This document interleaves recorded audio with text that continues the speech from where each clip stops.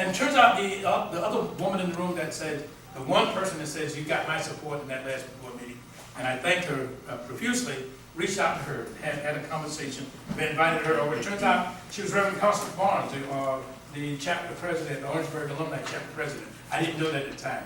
We had a very wonderful dialogue, and I said my ears and doors are open to everyone. I told them they both have front row seats, first class passes to come in at any point in time. I actually went, and the phone doesn't always get answered. You've heard that, right?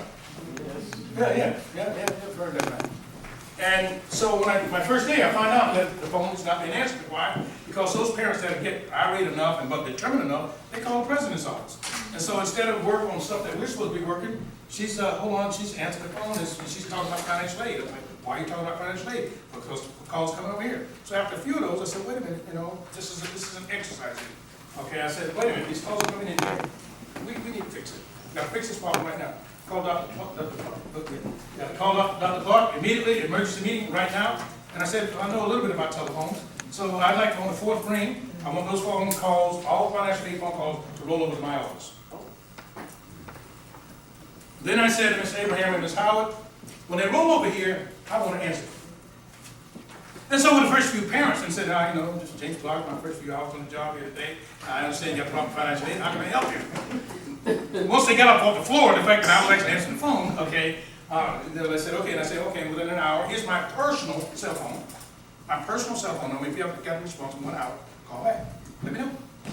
And in a few minutes, after handling about 5 of those calls, with my little yellow pad, I scrolled down the yellow pad like so. I said, okay, Ms. Abraham, let's go over to financial aid. So I go over to financial aid, speak to people at financial aid. They're working. Speak to a woman there, and I said, look, this is not about beating you up. I see you're busy. Well, this is important to me.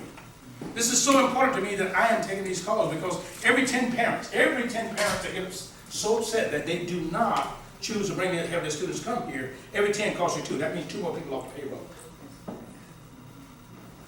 Making it real. Because if you're real with it, then you can deal with it. And that is the thing that we're trying to make sure that everyone is fully aware. And then on the way out, it's around lunchtime, so let's go back and let her know. Let's go back, this is what I did. So bless her heart, she did